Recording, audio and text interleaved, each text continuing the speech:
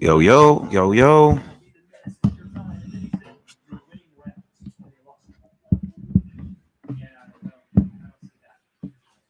What's up, guys? What's going on? Sorry for the wait. Finishing up on this John Ryder fight. But yeah, I wasn't on earlier. I was watching the fight earlier between, was it Gungaro and Ali? Big knockout win.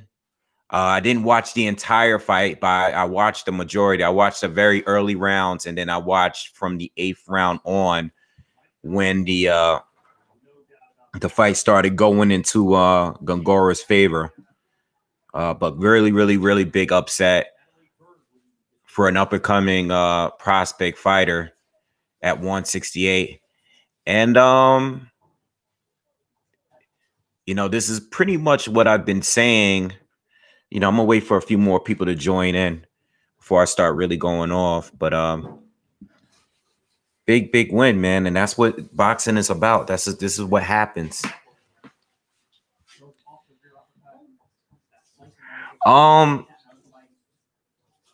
As far as Golovkin being top 10 pound for pound right now, I would still say yes. I mean, his last win was against Lomachenko, and even though a lot of us don't feel he won that fight, it was still that's his last win. That's not a bad win to have on your resume. You know what I'm saying? So D-Style, thank you too, by the way. Big shout out to D-Style Boxing. I was on his podcast last night, Leave It in the Ring. Great panel, great cast of boxing fans and journalists on there. Always a pleasure to be on his channel. D, thank you for the donation already. Thank you. I appreciate it. And I'm expecting the same. I'm expecting a Triple G just to get a few rounds in, just similar to like what he did to was it Steve Rolls that he fought a couple of years or last year. I'm not really expecting that much, from Triple G, just a couple rounds and then, get it done, Adrian, what's up, man? Deuce, what's up? Zahid, what's going on? Lewis, what's happening? DJ N, what's good? What's going on? All right, this is a small, short. It's going to be short tonight because, obviously I'm not covering the full card. Mainly just wanted to see the main fight with you guys.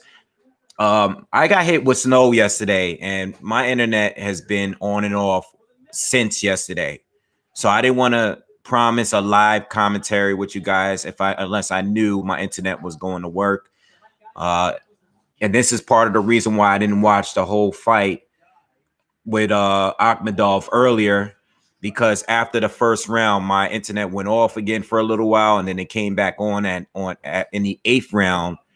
So, you know what I'm saying? That's why I wasn't doing a full card, but I'll be on tomorrow, though. I'll be on tomorrow, the entire card for covering Canelo and Callum Smith. Jay Roos, what's going on, man? Out of BC, what's up? Arlette, what's up? Yvonne, what's going on? CBC, RC, Ishmael, everybody that's here.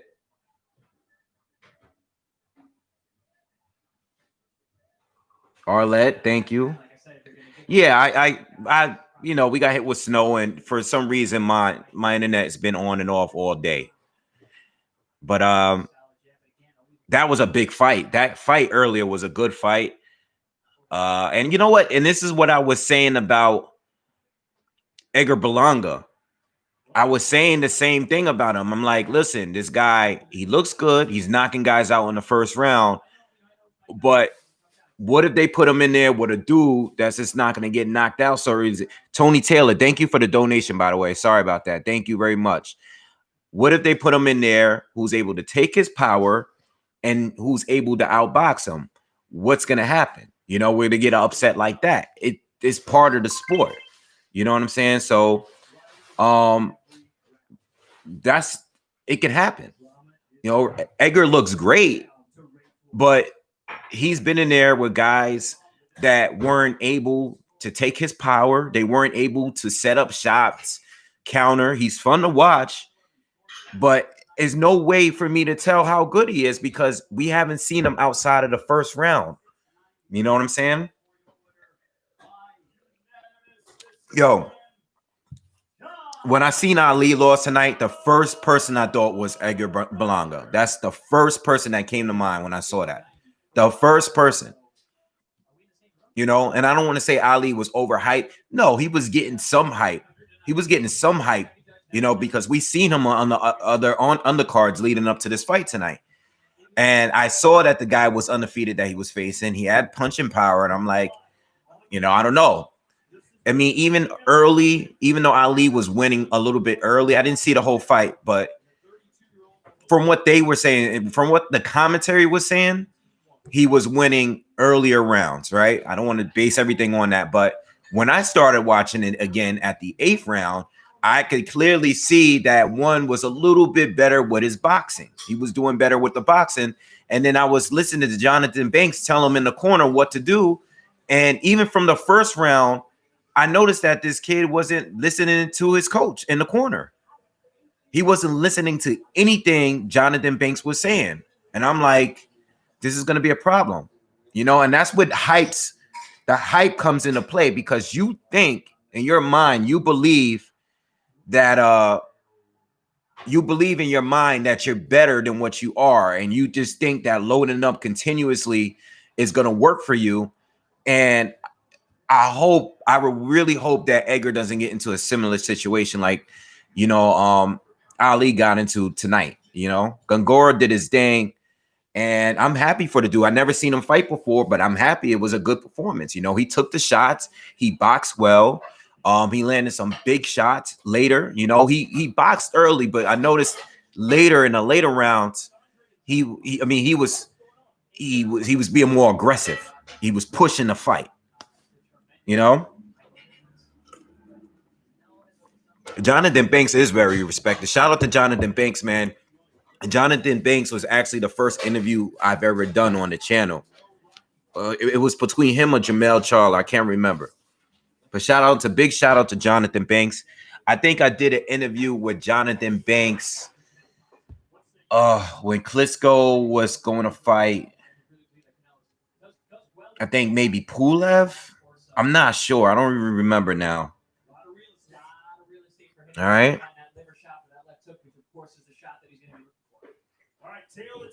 Captain, what's up, bro? Kongora listen to a lot of Public Enemy. Don't believe the hype. Yeah, man. I mean, guys, this is boxing at the end of the day. Don't think you're too good. And don't think that you're going to go in there and it's going to be an easy peasy night. It's not going to work that way all the time. You fighting another puncher that boxes well. Yeah, but as far as tonight, I'm expecting Triple G to do his thing and get some rounds in. And, you know, I mean, he looked amazing at the weigh-in. You know, his physique looked good. He's going to be 39 coming up this year.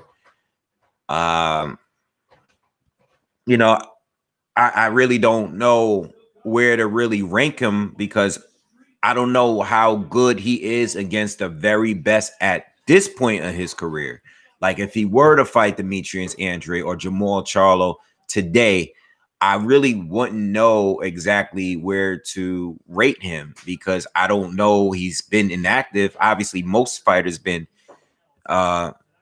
inactive this year, but he was coming off of a really tough fight last year, and we haven't seen him since.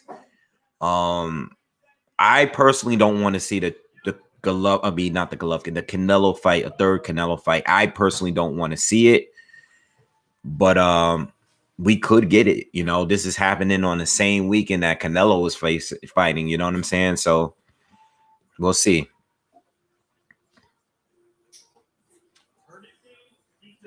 I mean, the one thing, Arla, I see a comment about hype jobs. The one thing is that the marketing for Edgar is great. So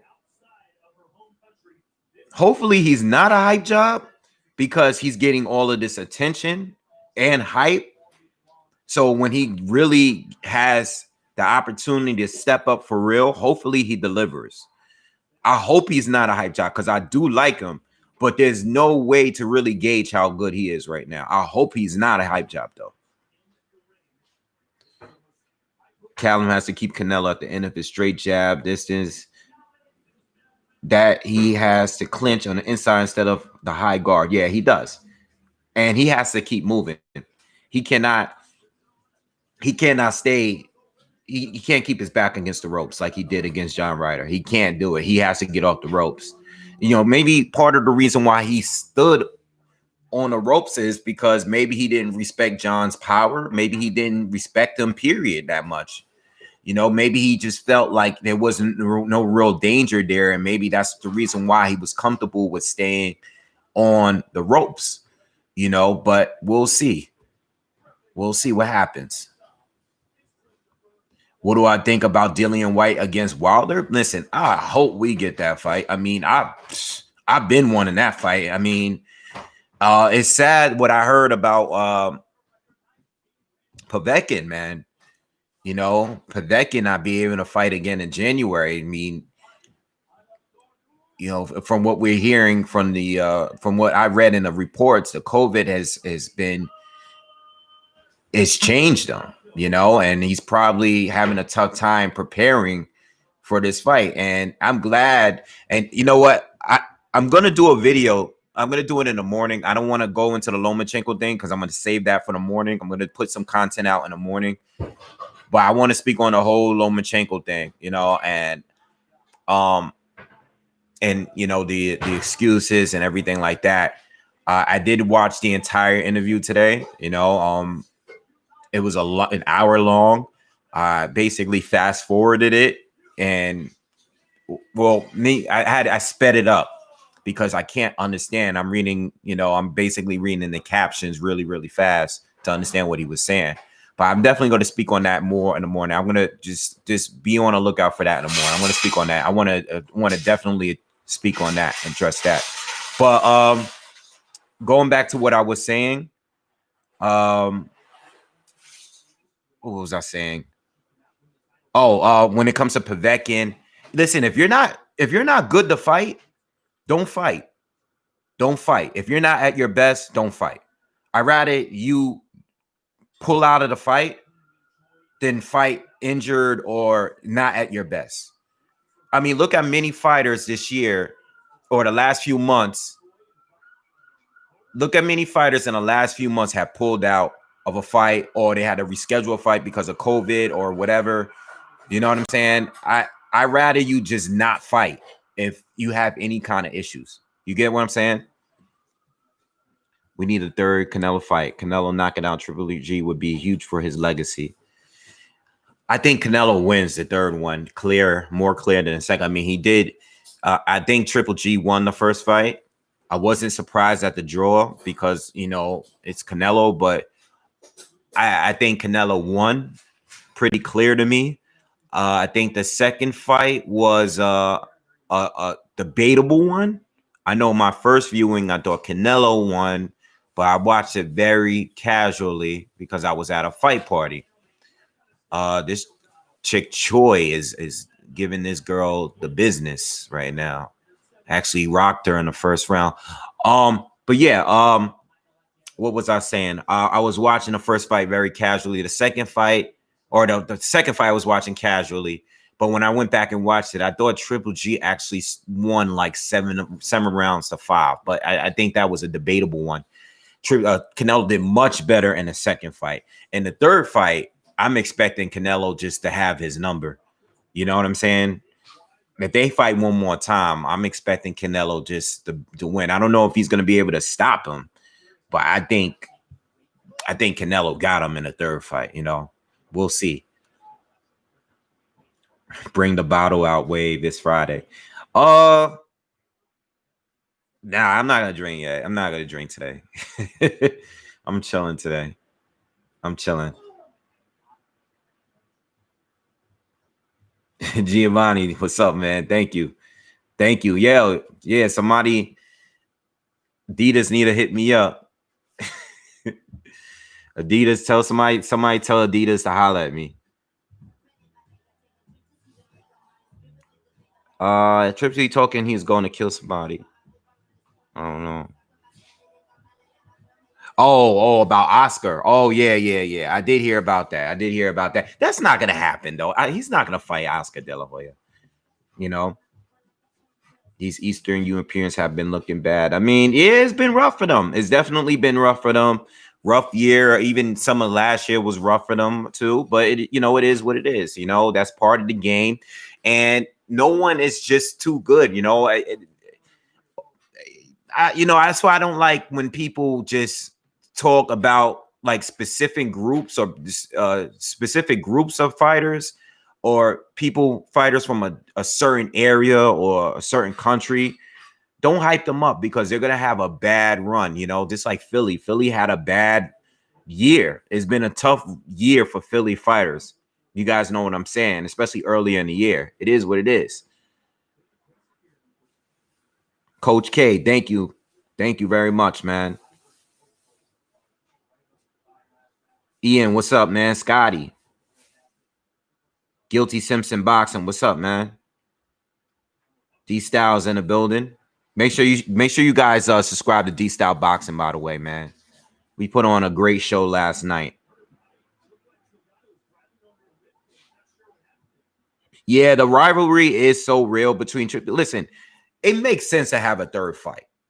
It definitely does. I'm not saying, I'm talking about me personally. Do I want to see a third fight? No. If they have a third fight, am I going to be mad? No, it's just that I want to see something else with Triple G. I want to see something else, and I would love for him to unify against a Charlo or Andrade at this point. I know at this point in his career, he probably feels that he doesn't have to, but I would like to see it.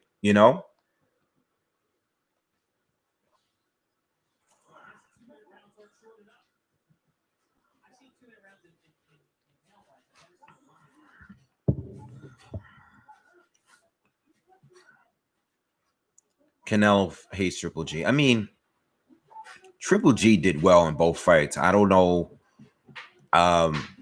It's just that I want to see him fight somebody else. That's all. I don't think he's going to win the third fight. I don't think he's going to win it. I think Canelo is going to keep improving with every fight because Triple G is only getting older and Canelo is getting better. He's still very young. He's at his current prime. He has the experience of fighting Triple G twice already. I just don't personally want to see it, Pond dog. And you know what? I'm not going to argue with you because I personally believe the same thing. All right. I think that the second one is very debatable, though. I think the second fight is very, very debatable. It really depends on what you like. I had Triple G winning because he was consistently landing the jab. But I did like the fact that Canelo was landing the bigger shots between the two. He seems like to be landing the more effective shots. But then I can't say that all the way because towards the end of the fight, Triple G was landing some of the big shots too. So it was a back and forth. It's a very debatable fight. But going into 2021, I'm just not really sure if it's just the right thing. It's a good thing to do for Triple G to fight Canelo. And the last thing I would want to see at this point in his career is to get knocked out by Canelo now, that he's approaching 40 years old. At some point, he's not as active. He's getting older. I just don't want to see him get knocked out. Because I think there's a good chance he may get knocked out in that next fight. What's up, company man? What's up, man? Sue A, what's up?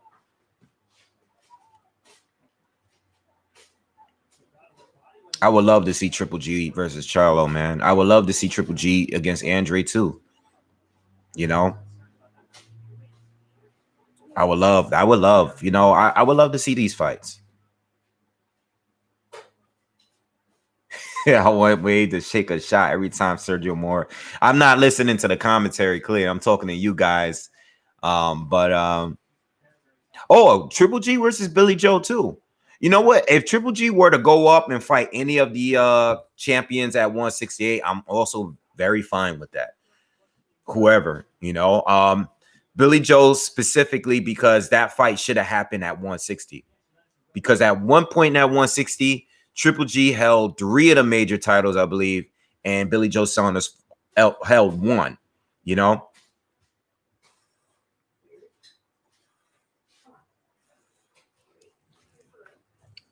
Yeah, we'll learn tomorrow, man. Let's see. Listen, Callum Smith might shock the world tomorrow. You don't know. You really don't know. Do I think he's gonna win? Nah, I don't think he's gonna win.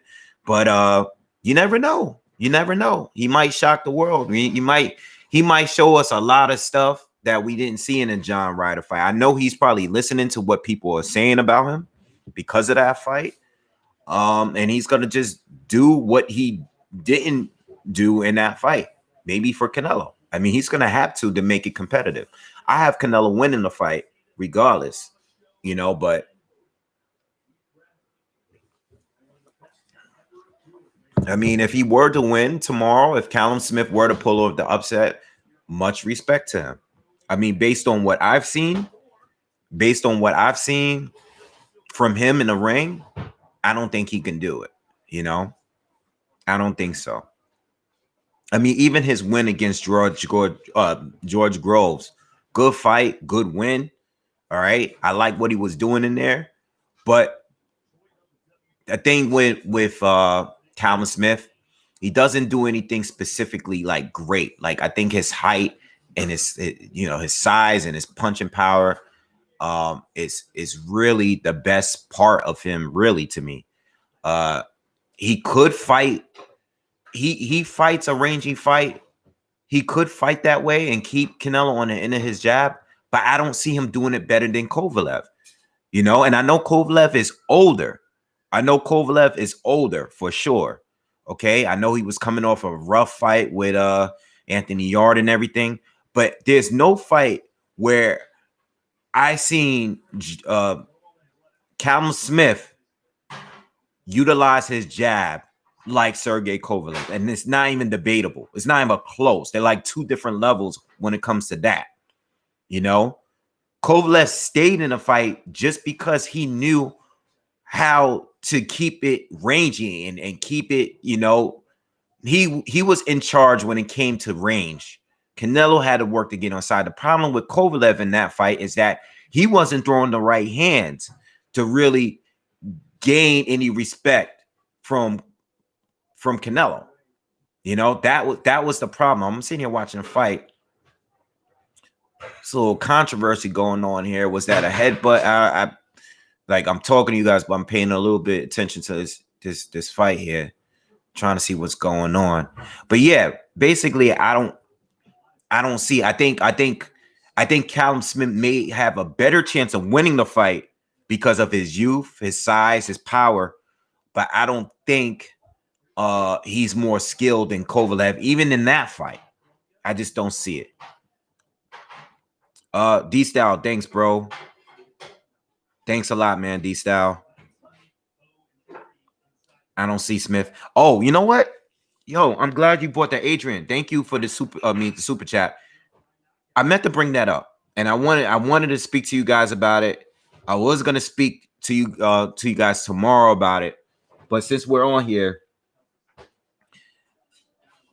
do you guys think that now that Canelo is no longer with Golden Boy, that, let's just say,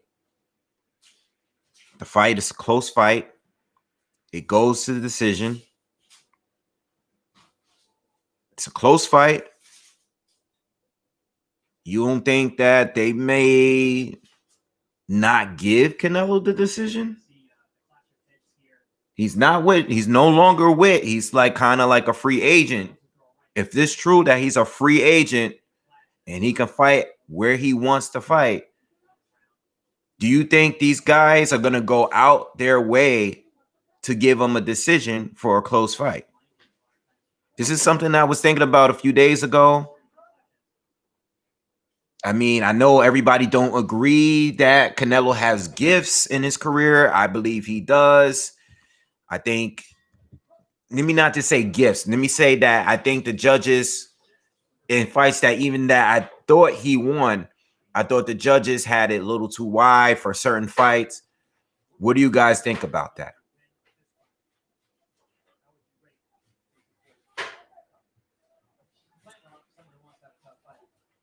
The zone is not going to let Canelo get robbed. No gifts. Nah, Canelo will still pay off the refs. He makes so much money not to pay off the refs. No way. Nah, Canelo will get a decision even now. But in close rounds, Canelo gets them simply because his shots are usually more eye-catching. Okay? Like that. He ain't getting them decisions no more. That's a good point. But I assume he has taken the corruption with him. Corruption follows the money trail. No. El Chapo got Canelo. It's not about Oscar. Too much money to be made off him still. Canelo take them shots. Triple G didn't even drop him. Canelo can box too. Got better after Mayweather, in my opinion. Agree with you. I don't know. Was this an interesting point that I was thinking when I was, doing nothing? It crossed my mind. He was with Oscar before, and I mean, even a judge in the Floyd Mayweather fight thought that it was a draw. If anybody can watch that fight and think that fight is a draw, there's some kind of favor going towards your direction. But now that he's not with Oscar, can it happen? I'm just saying, if the fight is actually close, if it goes to the decision and the fight is close, how do we know that they're going to still give the close rounds to Canelo? That's what I'm saying. I'm not even talking about a robbery. I'm talking about a close fight. I'm talking about a legit, debatable, one of those rounds, one of those fights where we're saying draw, it's debatable, 7 rounds to 5, maybe 8 rounds for 4. Some people might score 8 rounds to 4 for Canelo. The other person might think it's 7 rounds to 5. One of those fights where it's kind of close, not clear rounds here. Do you think that he's going to have it where the judges will always give him the close rounds? That's why I brought that up. CJ Ross, yes, correct.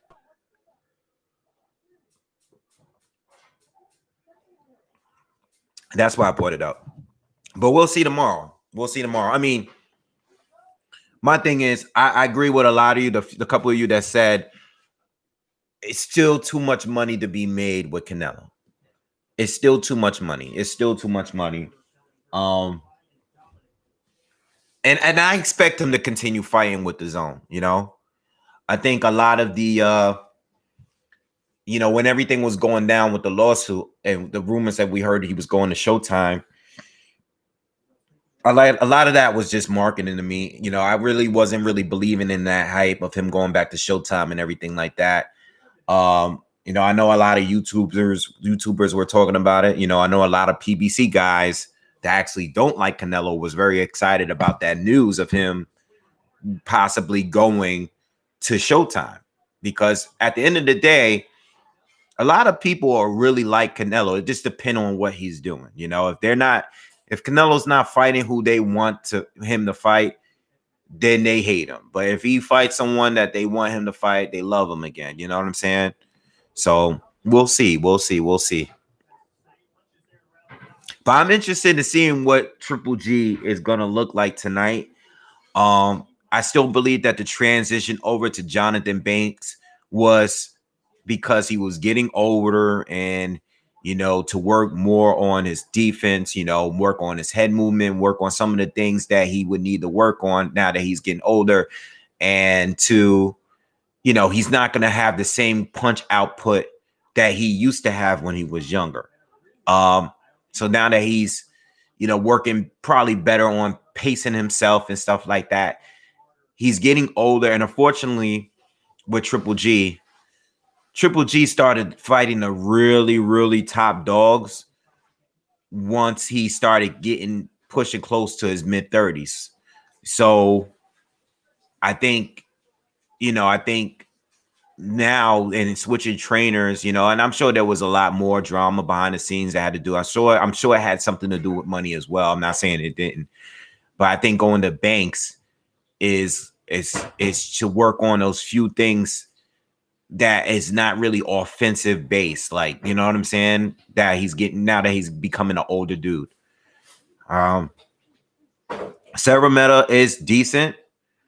I mean, based on what I've seen, there's not a lot of footage online of him. All right, I did watch some footage. Being that he's a Polish fighter, I don't think he's better than Selecki. I'll tell you that much. He's not rated above Selecki, at least not on BoxRec he isn't. But from what I've seen from the eye test, he's not better than Selecki. And I don't think he has the punch. I don't think he has the boxing ability or the punching power that Selecki has. Selecki, yes, he has his losses against Andrade, losses against what's his name, Daniel Jacobs. He had a very competitive war against Gabe Rosado not too long ago. But Selecki is good. And Szeremeta is, I would have actually liked the Selecki fight better, but from what I've read, Szeremeta is actually like his mandatory. I think he's like third in the IBF, but there's no 1 or 2 rated fighter. So that's why Triple G is fighting him. But Szeremeta has no decent opponents on his resume. He really doesn't have anything there, and he's not a big puncher, and that's part of the problem. When Triple G fights a fighter that's not a big puncher, it kind of like makes me feel like this is going to be an easy fight for him, because I've seen it so many times. We've seen him fight Willie Monroe Jr. We've seen him fight Steve Rolls. We've seen him fight a lot of guys that he just didn't, Matthew Macklin and Daniel Gill, and we seen him fight so many fighters that just didn't have the power to keep Triple G off them. And Triple G really started struggling once he fought the better boxers that had respectable power, like a Jacobs, like a Canelo, like even a Lomachenko. These guys were better boxers with punching power. And Triple G dominated all of those other guys that just didn't have the power.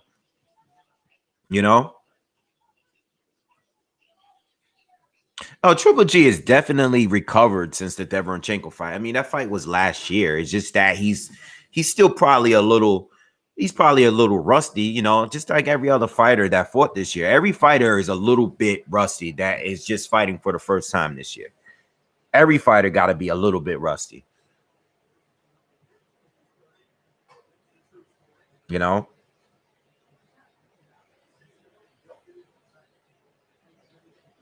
Yeah, Triple G doesn't go to the body as much because he has to protect up top. He doesn't want to get countered. He doesn't want to catch a big shot up top. Against Canelo, I thought he would go to the body more. He didn't go to the body that much against Canelo or Jacobs. He didn't go to the body that much,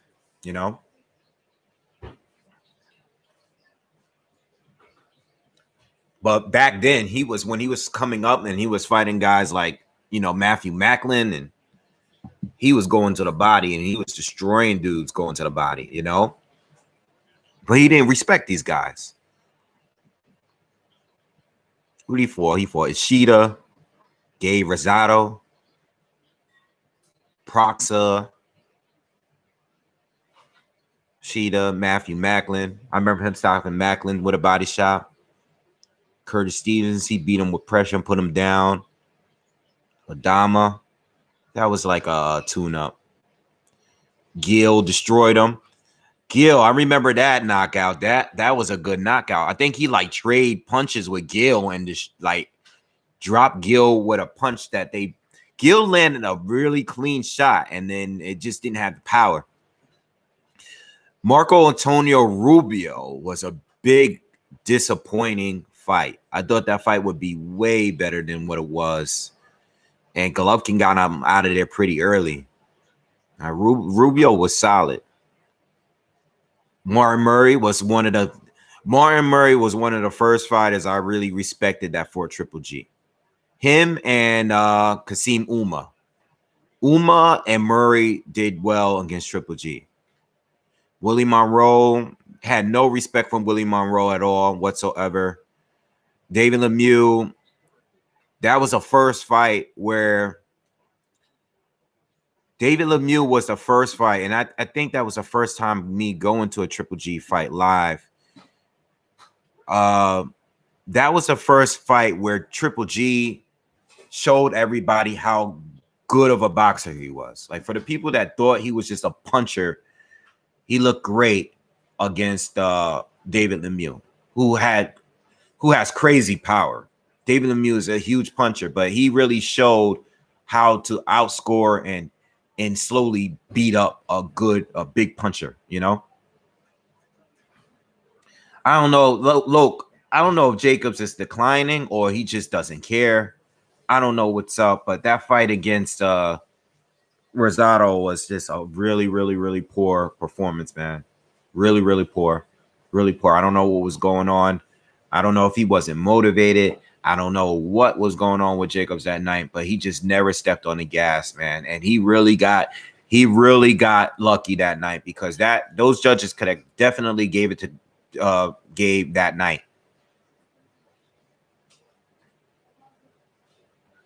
I don't think people really care about this fight with Triple G. I think people just I'm here because I have a boxing channel, obviously, but I'm here because I just want to see him fight. And I just wanted to see how he looks. Being away so long, having a tough fight. I'm just glad he's fighting. You know, I'm glad to see him fight, but I'm not happy about the opponent. I'm not happy at all with it.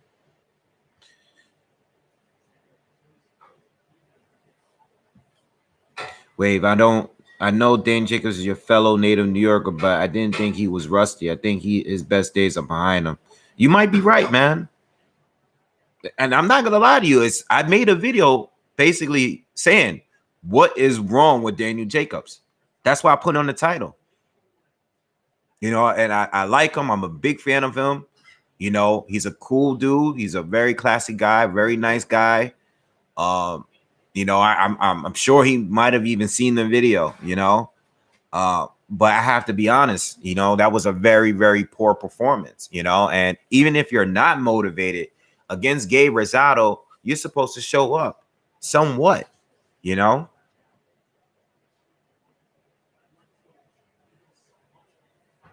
Yeah, I remember Rubio stopped Lemieux, you know. Lemieux was very inexperienced at that time, though. Very inexperienced. He was throwing bombs. I keep saying this. Another fighter that was throwing big bombs, and Rubio was taking the shots. Sky gassed out, and Rubio destroyed him. Once Rubio started punching back, it wasn't the same. You know? I remember that fight. That's an old fight.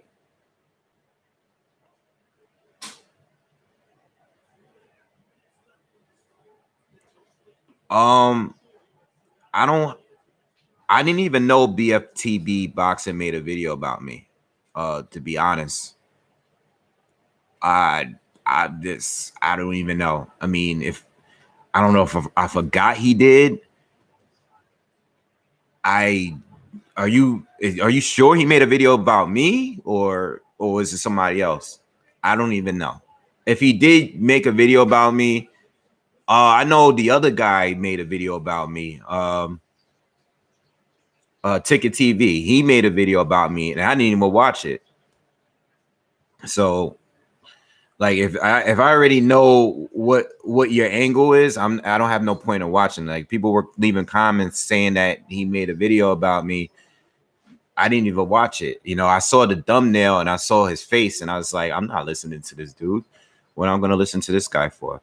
So if I don't know if BFTB made a video about me, if he did, like, I'm not gonna, like, I already know what kind of content those guys have. Like, why would I listen to it? You know, what's the point? Like, I really don't care. I really don't care, you know. So I don't have YouTube beef, and I never will.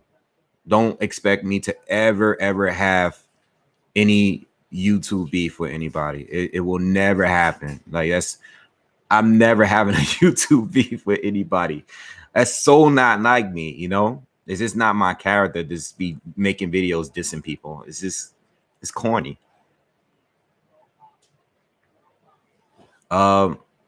What was the last fight I watched live? The last fight I went to was the Jamal Charlo Dennis Hogan fight in December. I went to the Barclays and I took my little niece to see the fight. So that was the last fight. That was the last fight. And then this year, you know, everything happened this year. So I didn't go to any fights earlier this year.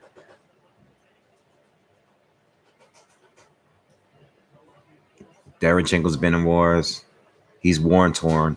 I think he may actually be worn torn. You know, he takes a lot of damage in his losses, especially against Triple G, and now especially against Jamal Charlo as well. He took a lot of damage in those two fights.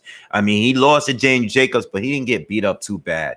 But he got beat up by Triple G bad, and he got beat up by Jamal Charlo bad too. You know, he took a lot of shots. William, what's up, man? Who has a better chance of beating Canelo, Spence, or Callum Smith? Callum Smith. Callum Smith. I can see Berlanga losing to Lemieux, like Lemieux did to Rubio. Yeah, I mean, depending who he's facing, but let's not move him up too fast. And that was my whole point. I don't know where the sanctioning bodies have him rated, but don't do him like they did Anthony Yard, where you're fighting a bunch of journeymen and then you go straight to Kovalev. I don't want Berlanga to be going to a bunch of fights where he's just knocking out a bunch of bums. I don't want to call them bums. I try not. Don't fight a bunch of lower class journeymen and go straight to fighting one of the champions at 168. Don't do it. You know, I mean, even if he steps up a little bit, I want to see him fight a real fighter before he gets a championship fight, you know, because he might get exposed and it might be brutal. It might be really, really bad. And I just don't want that to happen to him.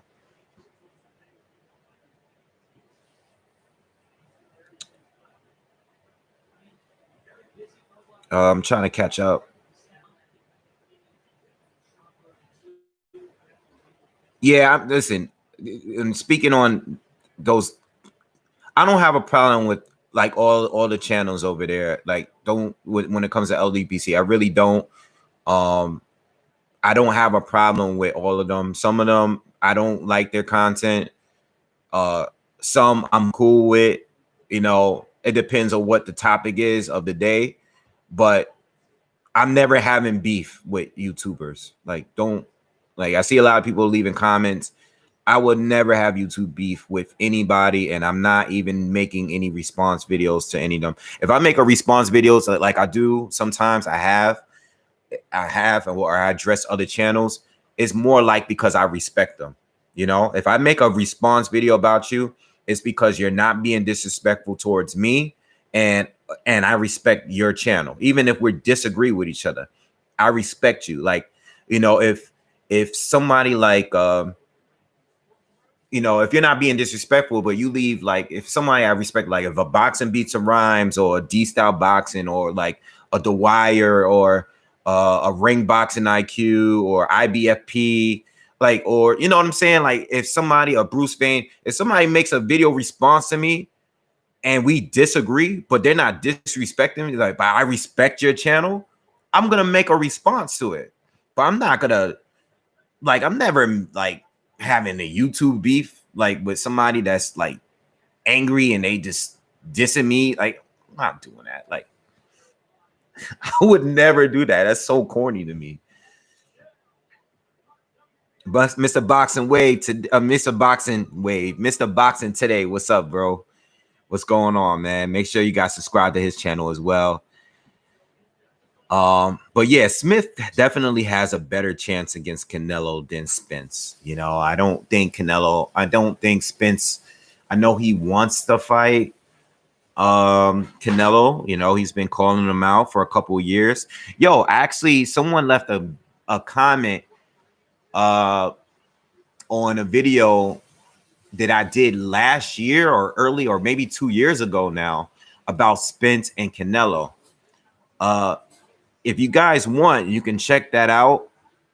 Just Google, you know, or YouTube my name, BoxingWave with Spence and Canelo. I actually listened to the video, even though it's older now, and it's still pretty active. The views I said in that video are still active today. So if you want to check out my thoughts on Spence possibly fighting Canelo in the near future, check out that video, because I think it's still relevant for today, even though it's a year or two old. Okay.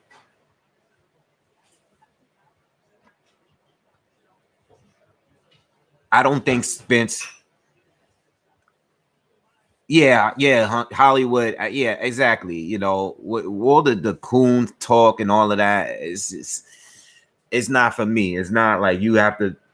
I guess because if you're black, you got to speak a certain way, you got to act a certain way, you got to have a certain opinion about fighters. That's not me. Like, I'm my own man. I don't need to be act a certain way because of the color of my skin. And I would never be that way. Like, I'm my own person. Like, come on. But what was I saying? I think with Spence moving up to fight Triple G. I mean, not Triple G. Canelo.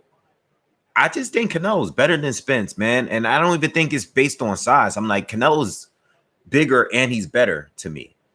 He's bigger and better. I don't want to see Spence go up to fight Canelo, and I don't want to see Terrence Crawford going up to fight Canelo either. That's not even like a hating on Spence. I don't want to see the same thing with Bud, and Bud is my favorite active boxer. I don't think neither one of them could beat Canelo at 160.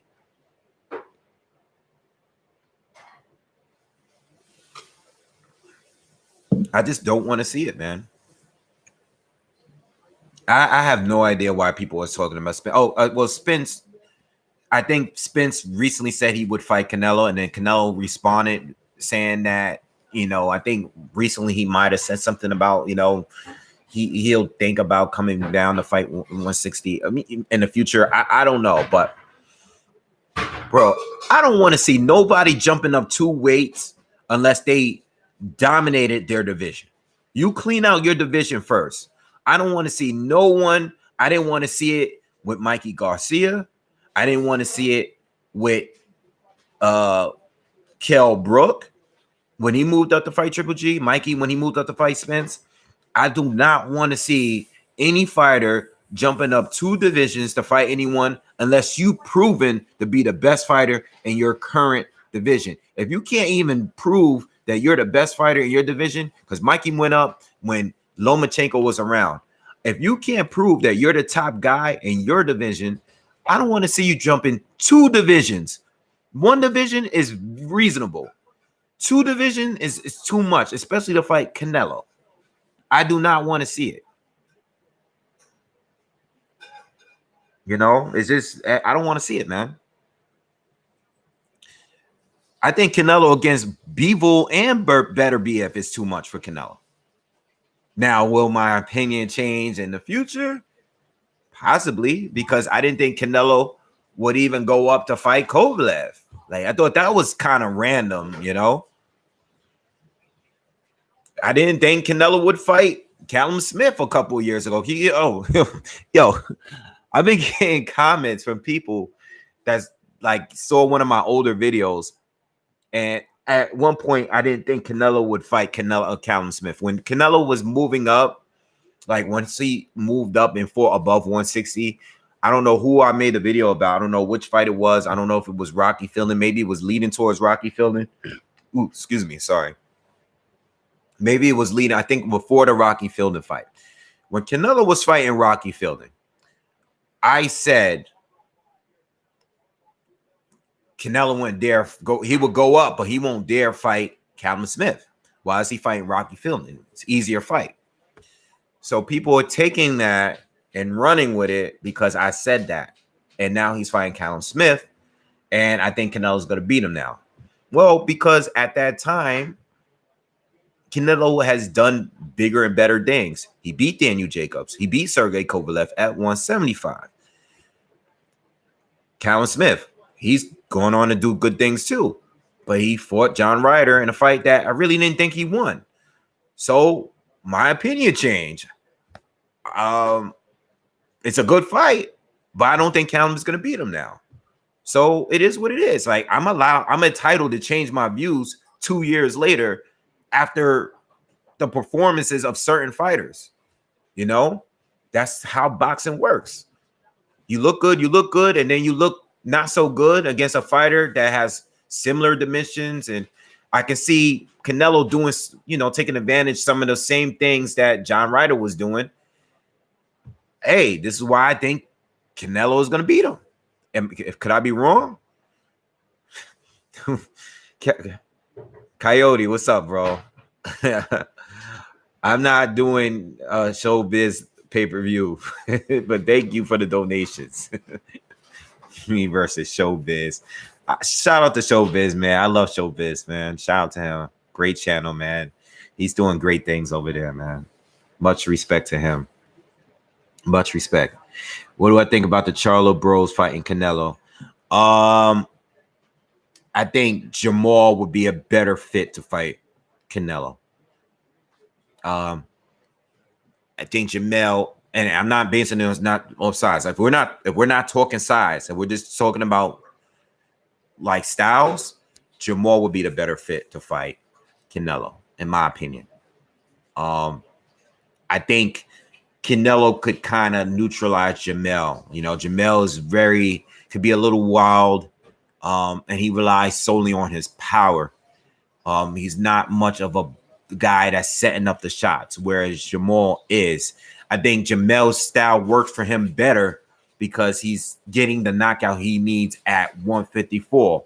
But you are not going to be knocking out Canelo with those punches, and Canelo is going to counter. He's going to outbox you like Tony Harrison did.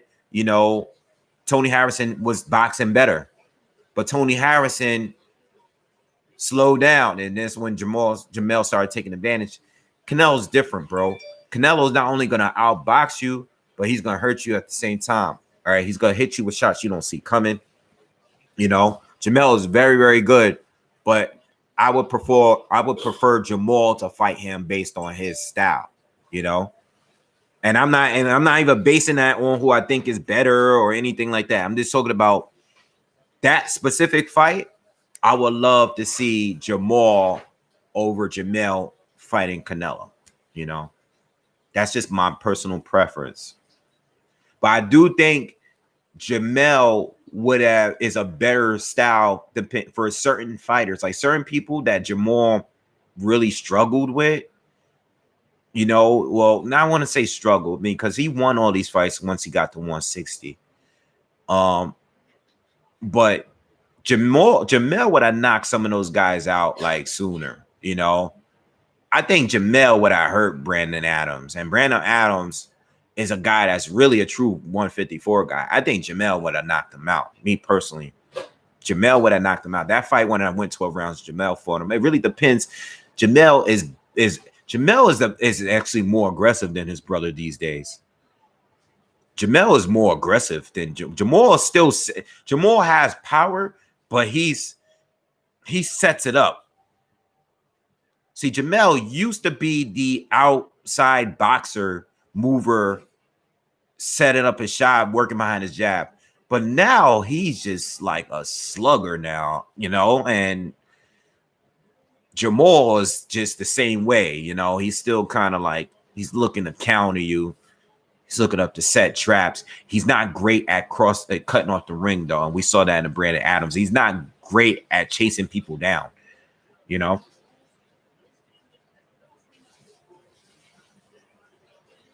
Charlo knocks Canelo out. Which brotherhood? Which Charlo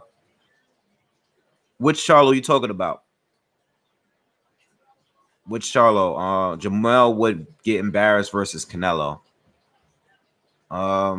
Yeah, I wouldn't want to see that fight. Now, if the opportunities present itself, yeah, anybody's gonna take the fight against Jamel. But all right, so Szeremeta's coming to the ring now. Szeremeta's walking, he's doing his ring walkout. Couple more questions, then we're gonna start talking about this fight.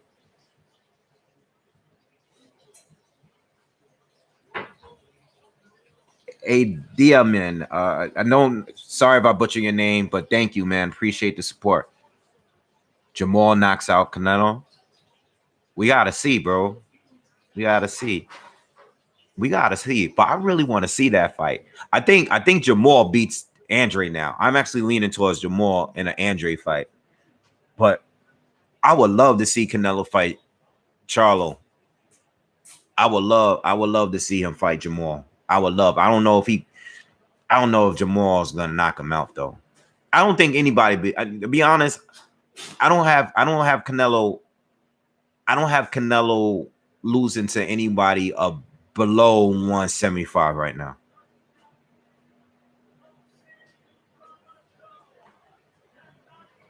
I feel Andre stands the best chance to beat Canelo between 160 and 175. See, I like Andre, but he starts getting really, really wild. Like he's really, really talented. But I don't like Andre in the second half of his fights. If you guys get what I'm saying with that. I don't like how he looks in the second half of his fights. I think even if he fought Jamal and he's winning early, I can see Jamal catching him like the way he caught J-Rock in that fight. I can see Jamal catching him with something because Andre gets a little too wild and leaves himself open at times. I could see him catching something.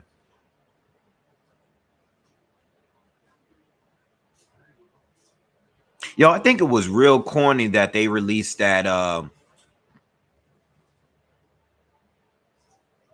the sparring footage with Berlanga and Lubin. I didn't like that. I don't like when people do that. You know, we were speaking this on D Styles panel last night about that leaked sparring footage. I don't like when fighters do that. I feel like whoever did it, and I'm not saying Erickson Lubin did it or anything. I'm not blaming him, but I feel like whoever leaked it now is a real hater. Like they just did it just because they wanted to make this dude look bad because he's hot right now. I didn't like that.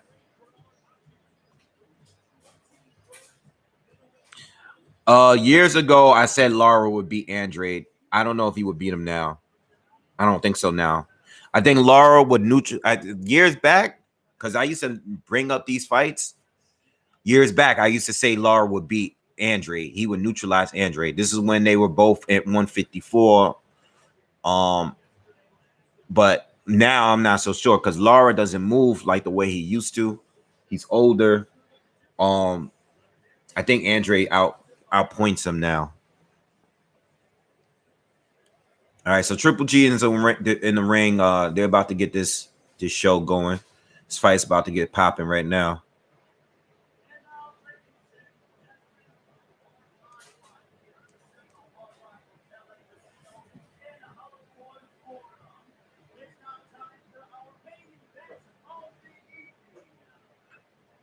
Yeah, high tech. I agree. Prime Lara is one of my favorites. What? If you guys are OG like BoxingWave subscribers, you talking 2013, 2014, 2015. Lara was my dude on here.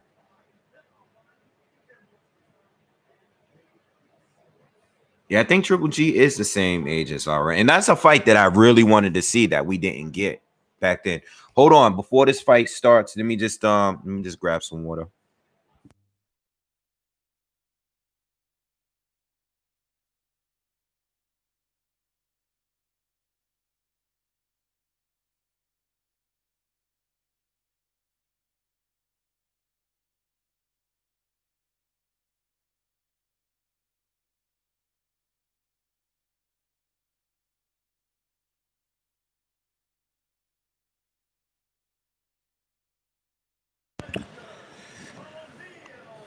All right.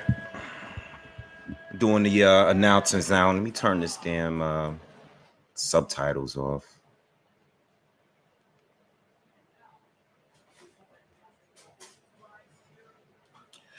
Tell you one thing, Triple G, you know, as old as he's getting, I saw that weigh-in and how he looks now.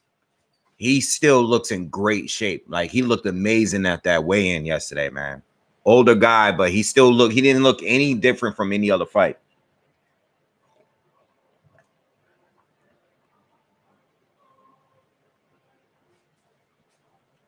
Shout out to the Polish subscribers that's here to support their fighter tonight. It's probably a big fight out there for you guys. Danny Jacobs versus Lara.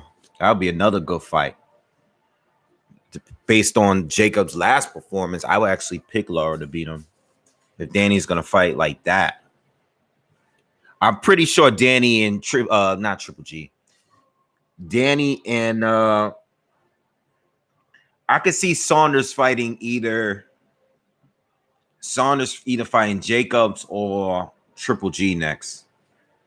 I see that. I don't see Triple G fighting Andre at any point, and I don't see Triple G fighting Jamal Charlo.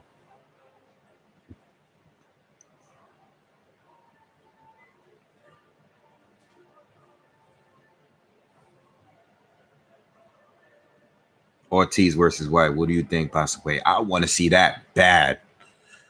I want to see that fight. I wanted to see that fight when they were talking about it a few years ago.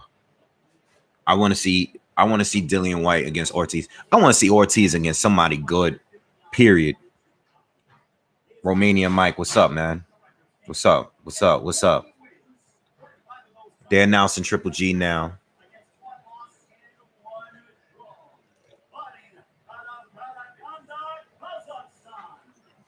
Yeah, I seen the Mati fight. I was watching some of that too. Didn't watch the whole fight. It was on and off. But from what he said, he hurt both of his hands. He wasn't putting the power down like that in this fight. Hey guys. Big drama show.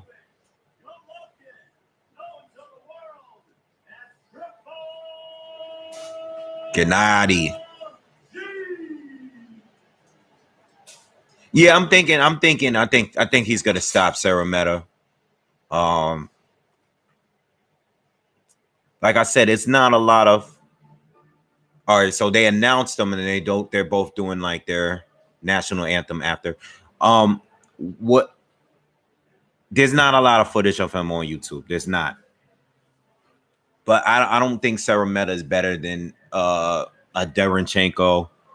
I don't think he's going to bring anything that we haven't seen. I know Triple G's getting older, but I think he would be a dangerous fighter if he had the power. If he really had a power, I think his boxing is solid. I think if he had real power, this might have been a more interesting fight. You know? But if we speak in Polish fighters at 160, Selecki is better to me. Selecki is better, without a doubt.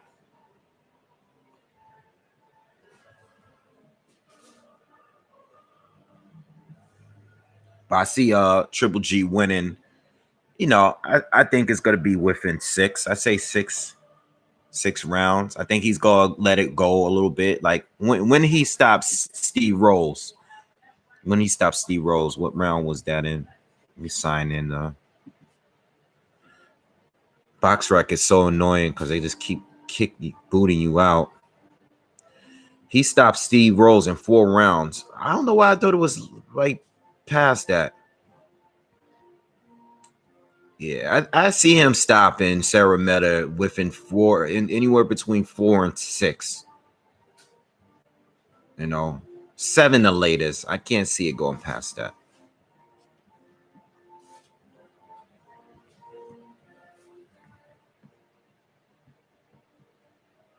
San Antonio. Where you guys from? Where everybody's from? Let's do a roll call. They doing the national anthem. Let's get a quick roll call. Where everybody from? Yeah, you know, a lot of people are disappointed with that loss earlier, but he can still come back. You know, I think some fighters just need a wake-up call early on in their career. You know what I'm saying? Ahmedov, he'll come back. He'll come back. You know, but he gotta work on his game, and he needs to listen to his coach. Vegas, Lafayette, Ireland, Houston, Greenland, Toronto, Texas, El Paso, Rochester's in the building, South Jersey, LA, Waterbury, CT, Detroit, Houston, Manchester, Soundview, Bronx. All right, let's go. Let's get it, y'all. We here. Let's go. Round one is about to begin. Tampa, Florida is in the building. London.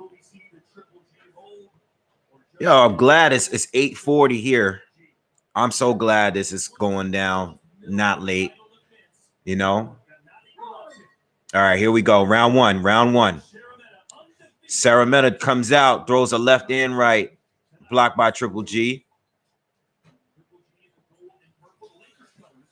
All right. Nice jab by Szeremeta. Triple G hasn't thrown a punch yet. Szeremeta's coming forward. He's looking like he doesn't want to have Triple G come forward. He's trying to, I guess he's trying to get Triple G to fight on his back foot. Triple G he's starting to shoot a couple jabs. He's taking it easy so far.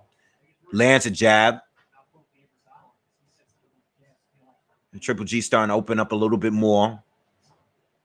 Lands another jab against Szeremeta. Fights in the center of the ring.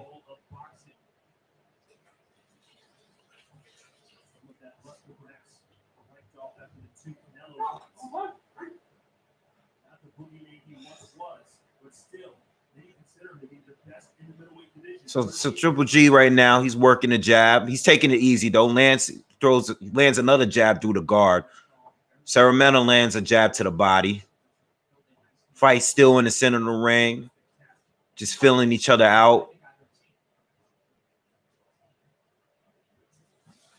I think a lot of these fighters, when they fight like the top fighters and they never fought at this level, you could tell when a fighter is just a little uncomfortable. Triple G lands a right hand around the guard, stuns Szeremeta a little bit. You could tell Triple G is starting to open up now with his jab. Szeremeta looks uncomfortable now. Now he looks uncomfortable. He has some reddening on his face.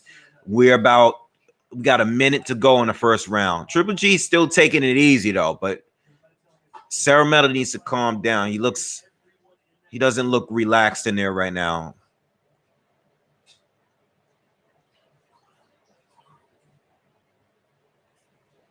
Let's see this guy. Not much going on yet right now though.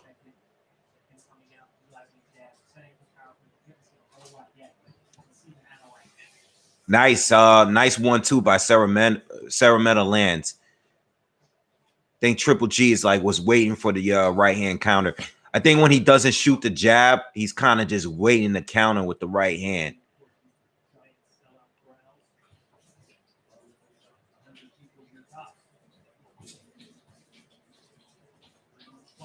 Triple G is shooting the jab again. 10 seconds left in the first round. Oh, Triple G snuck a nice uppercut in there. Nice uppercut landed by Triple G. Best punch of the round. Oh, left. Oh, lands a hook. Szeremeta is down. Szeremeta is down right at the last second of the round. All right. Standing 8 count. Got the round over. Triple G. Round 1. 10-8. 10-8 for Triple G. 10-8, y'all.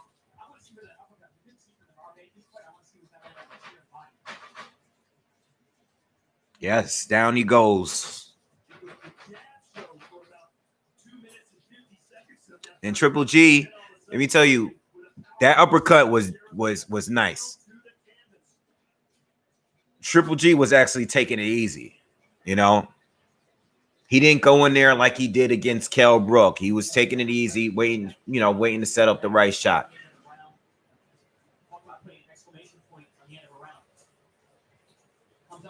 Oh, man. Yeah, this might last. This might last less longer than the Steve Rose fight. All right, round two, y'all. Round two.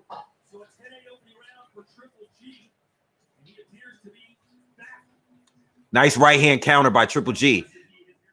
Look real quick right there. Right hand to the body.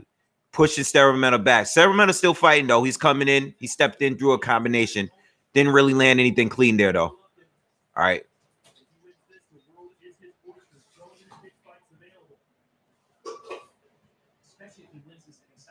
Another hook by Triple G. Triple G starting to step up the pressure a little bit. Szeremeta doesn't look comfortable in there, man. He doesn't look comfortable.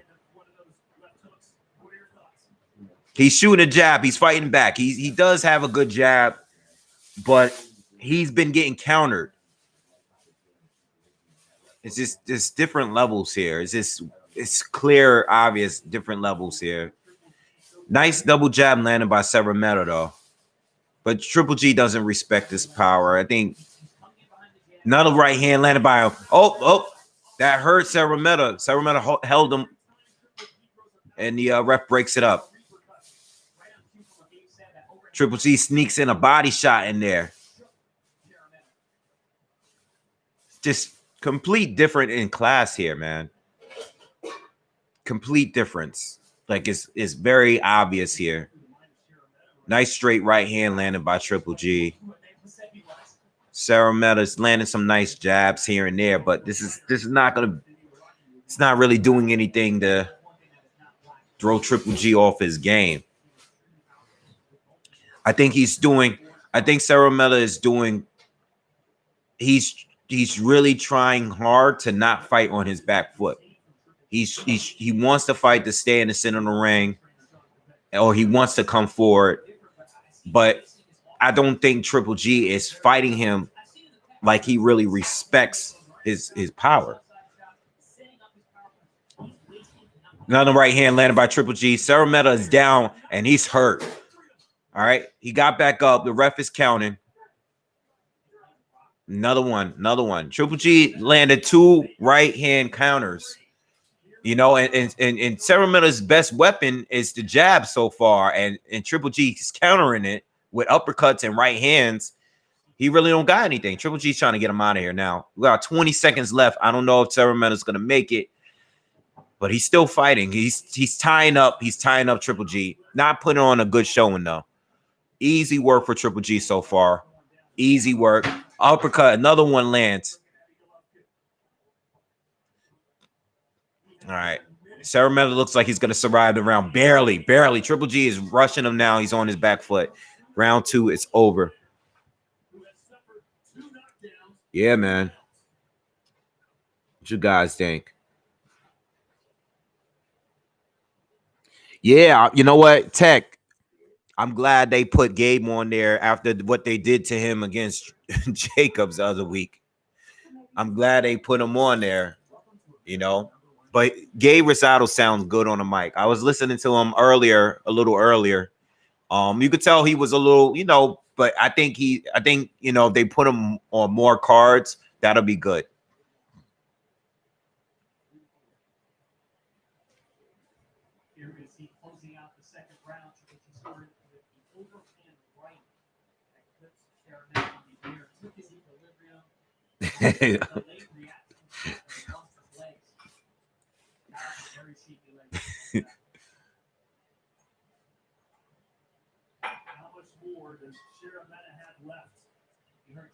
All right, here we go. Round 3.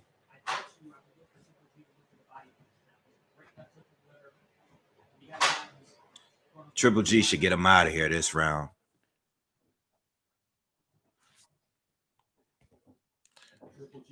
All right. The executioner Bernard Hopkins is watching has to be impressed by what he's seeing.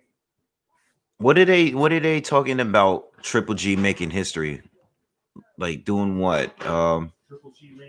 Like, was it title defenses or? Because if they're still running with that, we know that he wasn't holding major titles before. I don't know what that means. You know, especially when you lose. Like, what is he making a record of?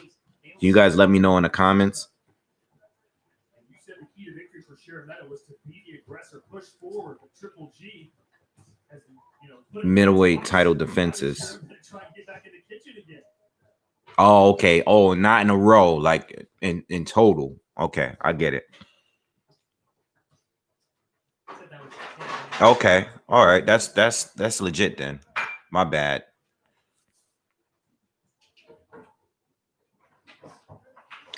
What's up, Chain? What's going on? All right. Halfway through the round, Triple G is really taking it easy on this guy, and you know, so Szeremeta, he's moving, he's popping the jab, but he's not bringing any challenge here. It's just a matter of time. You know, whenever Triple G wants to put on, you know, if he wants to step it up, he can turn it up anytime he wants and get this guy out of here. I think he's trying to get some kind of round in.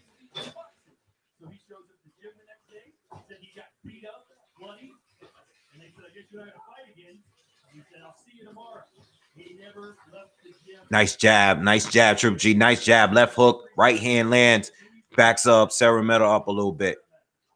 Oh, another uppercut. He snuck in. Oh, that's uppercut he does from mid range is beautiful, bro. Like another one. Szeremeta don't see it coming. He lands, and Triple G lands it every time. We got a little less than 30 seconds left in this third round. Triple G got him against the ropes. Body shot landing. Hook to the body. Szeremeta ties up, man. They break it up. I like Triple G's defense. You know, I do. But he's definitely pacing himself here. Oh, nice combination again. Ah, round 3 over.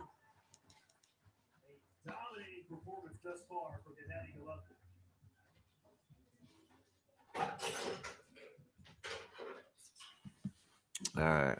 Should he still have the best jab in the business? Absolutely. He's toying with him. Yeah. Well, I don't want to say he's better because Abel Sanchez had him throughout his best years. He had him for years. So I think that's a little bit unfair because I think Triple G is slowly declining. All right, very slowly, but he is declining. Okay. So I really don't. I don't think it's fair. You know, you got one coach that has an older version of him against another coach that had a younger version of him. You know what I'm saying? So I don't know. You know, I don't think that's a fair comparison. You know, Triple G is definitely working. He's doing great. You know, he's an older dude, but he's doing great. He has to pace himself. He can't throw as many punches as he used to, you know, per round, but he's still fighting the same way, you know. We're in the 4th round, by the way.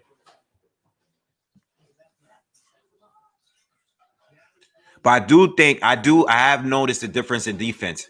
Very, very difference as far as working with Jonathan Banks. I don't think he throws as much. I don't think he's as much of a destroyer, but I think he's better defensively for sure. I have noticed that even in the Steve Rose fight, you know.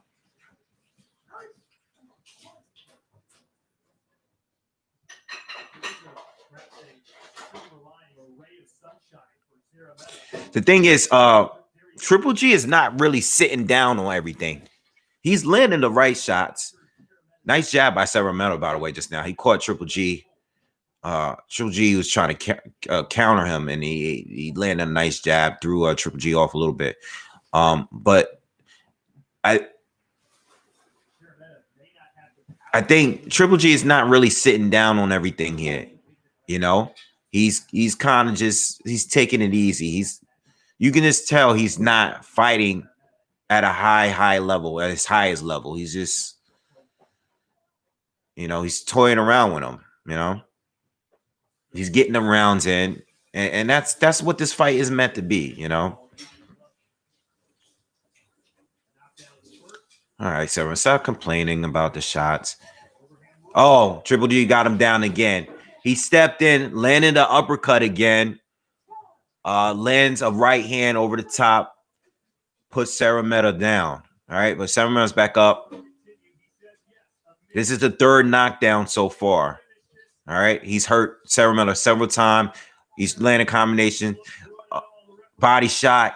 He's mixing it all up. Triple G's throwing hooks, uppercuts, body shots, everything. Jabs. He's just mixing it up. We got about 30 seconds left. Another body shot, another hook to the body. We didn't see those hooks to the body in a long time. But he's still toying with him though. He's not destroying him. He's being nice, man. Triple G is a nice guy, man. He's being nice. He's not really beating him up like he could. And this is my problem. And if you follow me on Twitter, I was just saying this yesterday. I have a problem with these sanctioning bodies putting these fighters at the top of their rankings, and they have no business being there. What did Szeremeta do in his career to be at the top of the rankings in the IBF? What did he do? And that's all of these sanctioning bodies. What did he do? When someone is a mandatory, let's see. The first thing I see, like I go to see, is let me look at his record. Let me see who he beat to get there. You know, if he's not beating any quality fighters, why is he all the way up there? So now Triple G has to defend his title against this guy. You know, you should be beating someone really good in order to be the number one or to be the mandatory for a fight.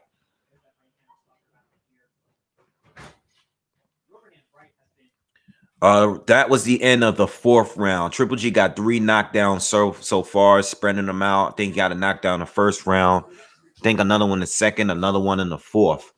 All right, so now we're in the fifth round. Triple G lands another uppercut in there, another body shot, another overhand right. All right. He's just giving them the business all the way around. Another hook to the body. Another right hand, straight right hand landed by Triple G. He's just opening up. Szeremeta's just trying to survive at this point. Double uppercut by Triple G. Szeremeta lands a right hand, though. He's fighting back. He's still pumping his jab. Most of them are getting blocked, though. Triple G is just countering, landing the bigger shots. Another combination by Triple G. Another body shot. Those really hurting Szeremeta. We 50 seconds into the fifth round here. And Triple G is just showing head movement. Look at him. He's doing, he's just did his best personation of Canelo just now against Daniel Jacobs. Showing good head movement. And he's not even being serious here. All right.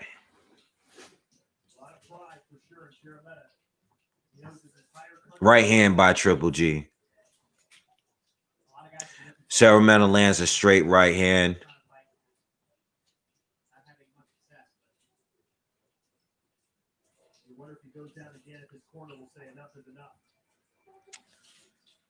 When is Triple G going to put him away? We're just waiting for it now. Nice jab, nice uppercut again. Szeremeta holds on. I'll tell you one thing. I give the guy credit. He does have heart, and he knows how to survive because he's been surviving these last rounds.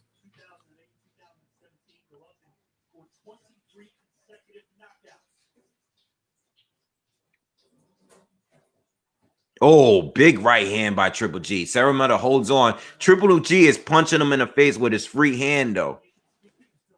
I think he's getting tired of the hold. I think Triple G is trying to get him out of there. 45 seconds left in the fifth round.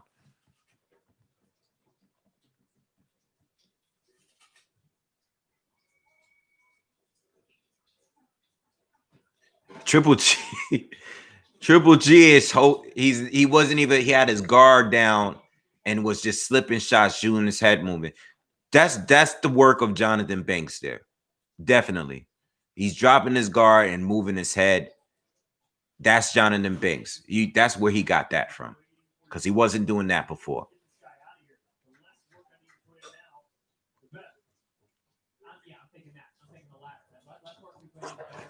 Nice 1-2 landing by Triple G. Round 5 over. Yeah, we got to get a stoppage here.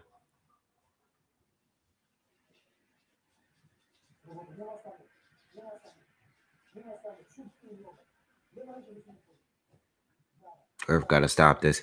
Yeah, I think I would like to see Triple G put him away soon, you know? Yeah, hopefully this round, hopefully this is it, because this guy is just two different, completely different levels. They're showing the highlights now. Triple G moving his head with his guard down.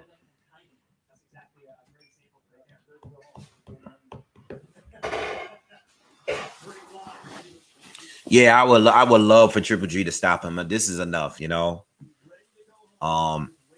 This was never really competitive, you know. And Szeremeta is not a bad fighter. It's just levels, you know. You're fighting one of the best pound for pound fighters out there. It's just Triple G doubles the jab.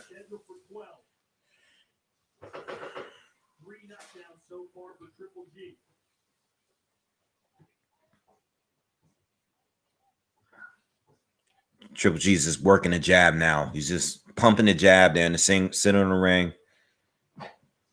Triple G's just all jab this round so far. Steps in, lands a hook to the body. He's still taking it easy right now, though.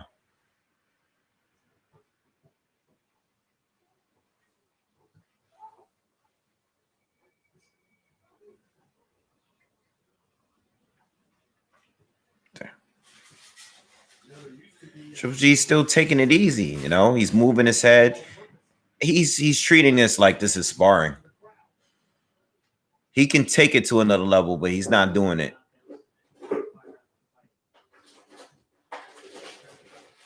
Oh, another uppercut hurts Szeremeta. Backs him up some, but doesn't put him down with it. Nice right hand return. Szeremeta returns a right hand. Now Szeremeta's coming forward a little bit. Another body shot by Triple G. Szeremeta returns a shot to the body.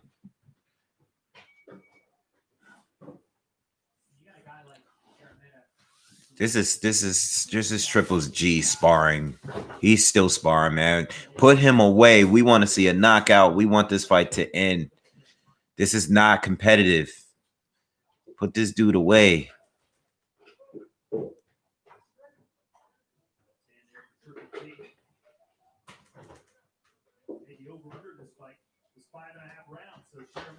We got about 50 seconds left in the 6th round, man.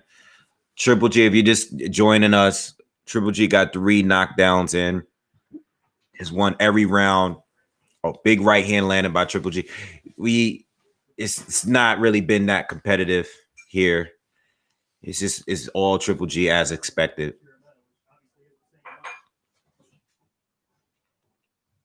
But Szeremeta is showing a lot of heart. He's still fighting. He hasn't stopped fighting. He's still throwing punches in there.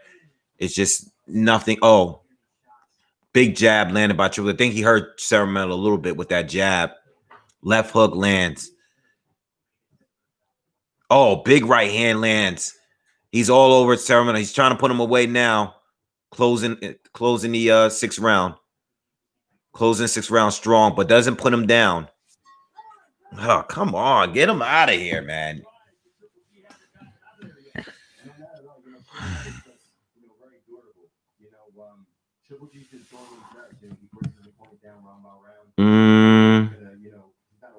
Stop him before 10. Stop him in 7, please. How great do you think Triple G would have been on the bangs from the beginning?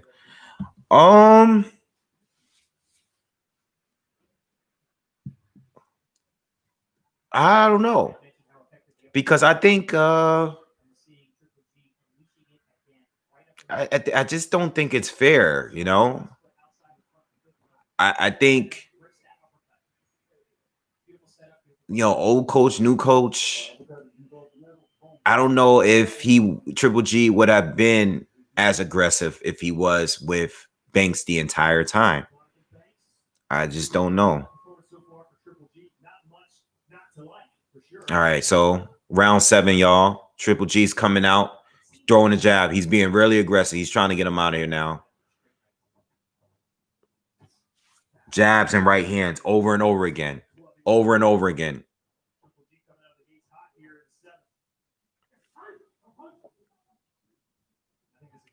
Triple G is being aggressive now. He's pumping the jab continuously.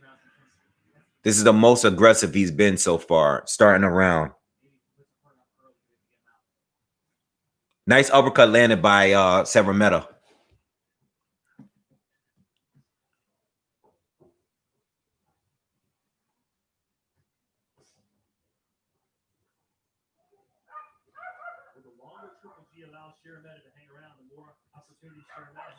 Another uppercut landed by Triple G. Oh, drops him with a jab.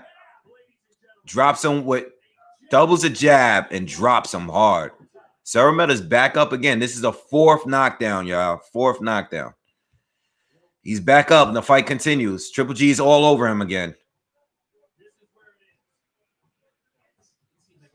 Oh, uppercut. Oh, nice combination landed by Triple G here. Szeremeta's still surviving, man. He's still in there. Hook to the body. Szeremeta's just trying to hang on. He's trying to survive, man. He's tying up. He's clinching. He's nice combination. Another hook to the body. Szeremeta's just here to survive at this point, man. See, but this is what I was saying. This is what I was saying earlier about age and fighting at a high pace for a continuous amount of time. You once you get to a certain age, you're not going to be able to do it like the way he was doing it at one point. At one point, he was relentless for an entire round. He could fight for an entire round at a very high pace. He can't do that anymore. So he's worked on his defense, which is good. He's been better at pacing himself. He's been the most aggressive this 7th round. He's still aggressive now out of the entire fight. But if he was a little younger, if he was about 5 years younger, he would have got this guy out of here by now. You could definitely tell there's a difference, you know?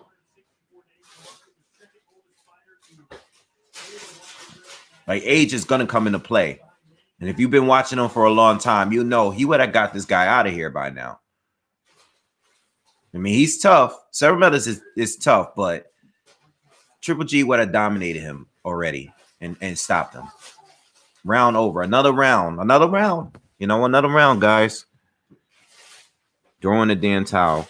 I'm thinking now that, I don't know. I mean, his corner is not going to stop the fight. Unless his corner stops it, Szeremeta is not going to stop. He's not going to quit. And, the ref is not going over to him and told him, like, listen, we need to get more for you or stopping the fight. No warnings. So if the ref is not jumping in or getting ready to step in to stop it, hopefully somebody could give the ref the signal at some point, like, hey, yo, oh, they're stopping. Okay, I spoke too soon. They're stopping the fight. Who stopped it, though?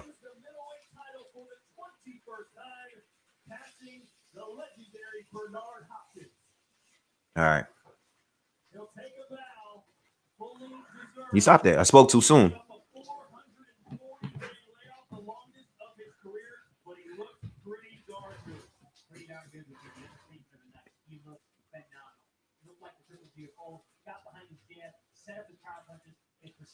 What are you guys saying? Just eating some special mushrooms. This is tailor-made Triple G, but truth be told, it's still impressive. It is very impressive. But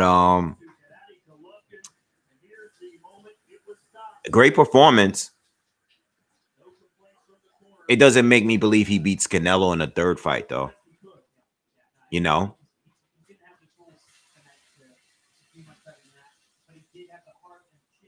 Yeah, it doesn't. This is a good performance. I would love to see. I mean, listen, if he fights Canelo again, it is what it is. But this doesn't make me believe he's can beat Canelo in a third fight. You know, regardless of how you feel in the first two.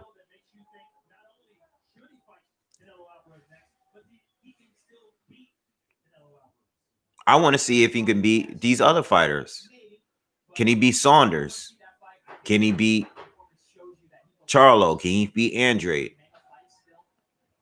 I don't think he can beat Canelo. Good performance, though. I have no issues with that performance at all. But he would need to be at his absolute best to fight Canelo for a third time and win, you know?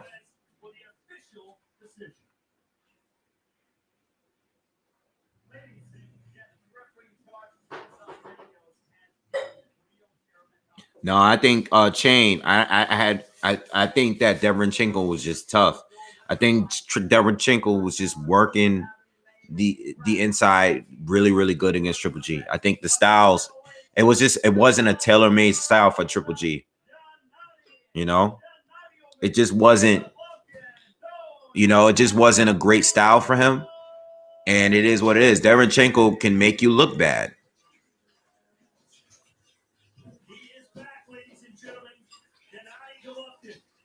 Thanks, Shady. It was in between. I think it was in between the 6 and 7 round that they stopped the fight.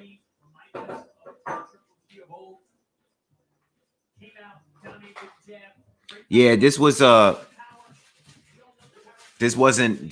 a guy that was really a great style or challenging style for Triple G.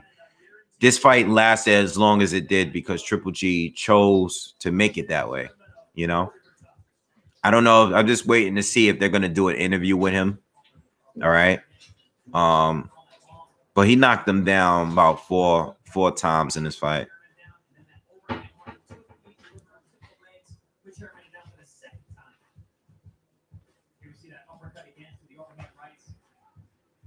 Yeah, it was a 2-0 fight.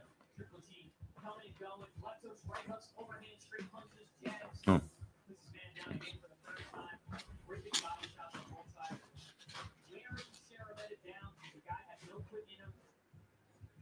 If there's going to be a third fight versus Canelo, is it going to be at 168? Yeah, I don't think they're gonna. Canelo's not coming back down to 160 unless he has to fight a guy that's moving up to 160. I think if he fights anyone from 160, they will have to move up to 168. You know?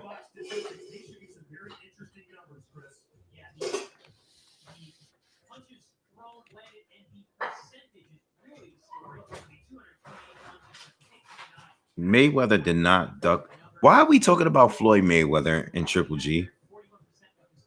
Like, come on, man. People bring up Mayweather in the most random times. Mayweather did not duck Triple G.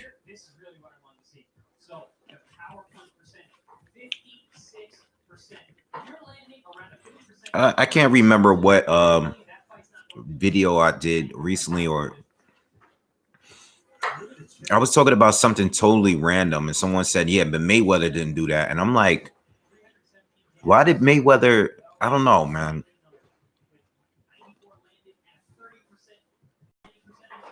No, Mayweather shouldn't even be brought up when it comes to Triple G.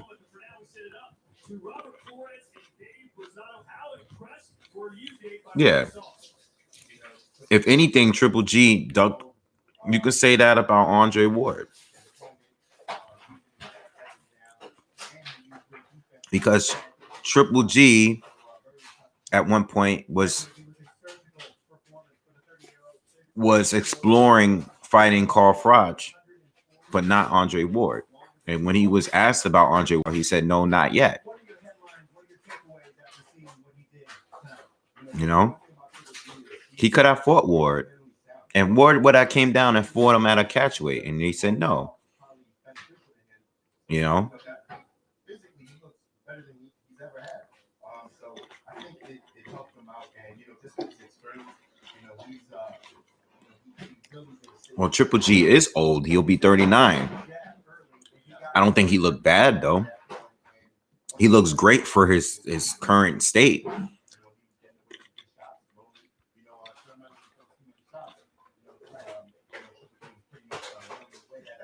Yeah, 164. Boxing Rivals, what's up, bro? Word on the street, Floyd also ducked Tyson. Charlo versus Saunders. That'll be a good fight. I want to see Saunders fight Andre still. I'm still pissed off that fight didn't happen. Are they gonna do interviews with Triple G, or are they gonna wait into the post press conference? I guess they're gonna do that because they didn't interview him in the ring. Yeah, that fight, Canelo Alvarez will be in action tomorrow night right here on the DAZN. Meantime, let's send it back down to Todd Grisham, who's with the winner. All right, they're interviewing Triple G now. Hold on. Here we go. All right. He is all smiles, ladies and gentlemen. Every time. How much fun did you have in there tonight? A lot. So I think because great, great people, like a great show, great event. Triple G got a little black eye. A lot of people who thought maybe you could be the Triple G that we saw a few years ago. What do you say to those people now? I come back. I told you, I come back after. Who's the most promising prospect on the zone? I don't know, man. I probably say I don't know who is the most promising. We will have to wait and see what they do, but I like Virgil Ortiz. As personally on the zone, Virgil Ortiz. I enjoy watching him fight over any other prospect right now. Absolutely. Got 4 knockdowns in that fight. Were you surprised that he hung around? Virgil, Ryan Haney. I like Virgil over Ryan and Devin Haney. I like watching him more than those guys. Virgil is a beast. He's gonna outbox you and beat you up while doing it. He was done. You could knock him down once. Yeah, I enjoy watching him. That's your go-to punch still to this day. Blair Cobbs.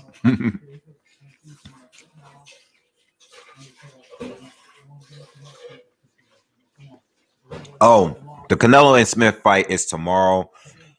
It's in Texas, so I'm sure it's not going to be earlier in the day. All right, wait, hold on. They're asking who he want to fight next. He said he didn't want to talk about Canelo.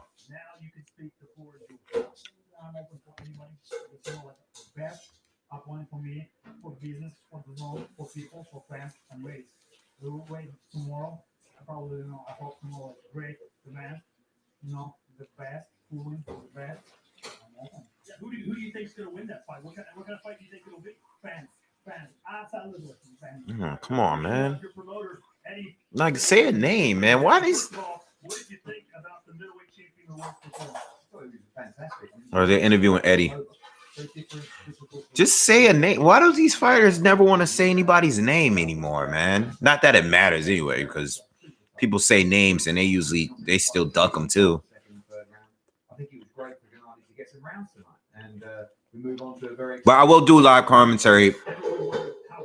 I'll let you guys know in the morning what time I'm jumping on. But I will be doing live commentary tomorrow for the Canelo fight, and I'll cover the entire fight tomorrow.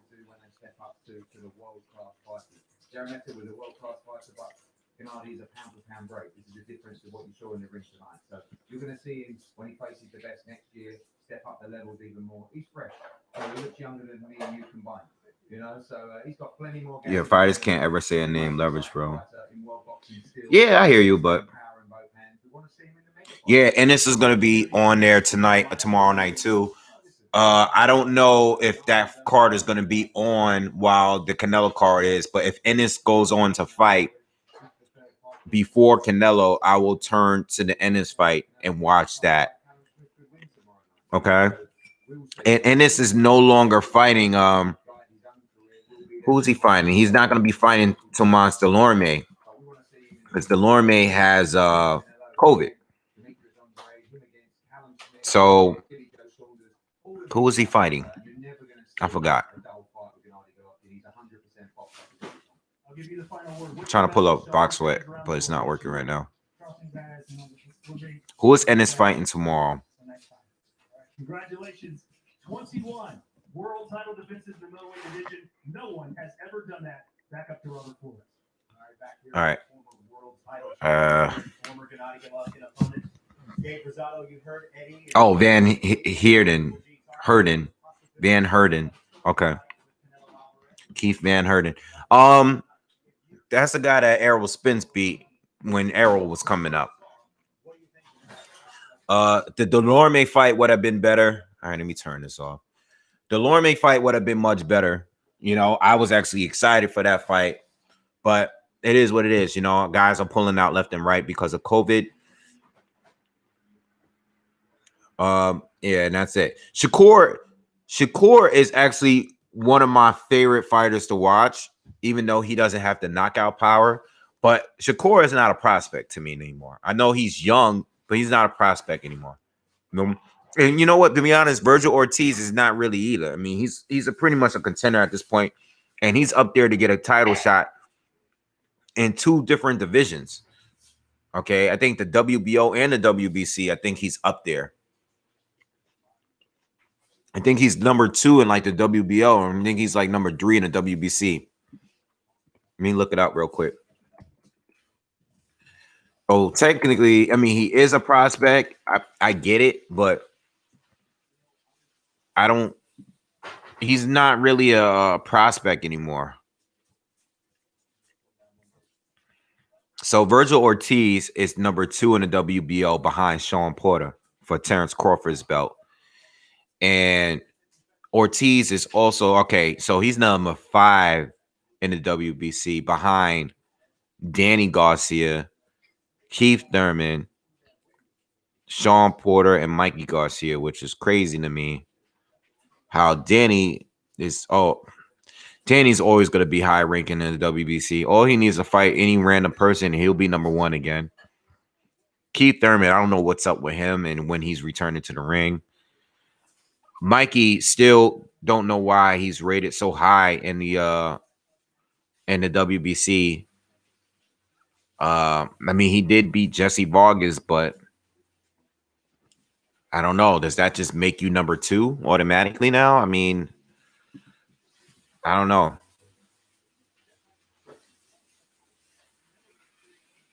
Yeah, but even though Virgil has never been a champion before, I don't know if you responded to me, Chain. Yo, to be honest with you, I don't know if Virgil would beat Sean Porter. I'm not sure. Because Sean Porter can throw a lot of good boxes off with his rough, aggressive style. But I think Virgil's a better boxer than Sean Porter. He just don't have the experience yet. But if they were to like fight tomorrow, like right now, and I had to pick somebody to win that fight, I'm picking Virgil Ortiz. I know he doesn't have the experience and have no way to prove that he would win that fight or justify why I'm picking him, but I would pick Virgil Ortiz.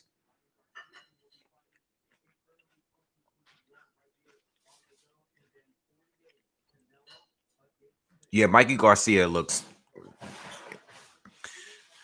Mikey's just here for the check at this point.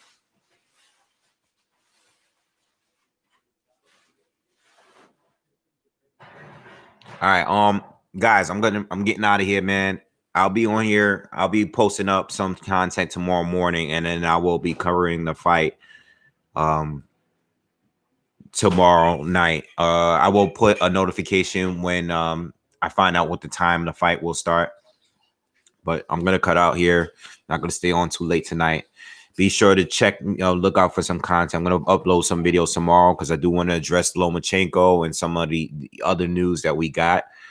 But check me tomorrow night for the live commentary for the fight.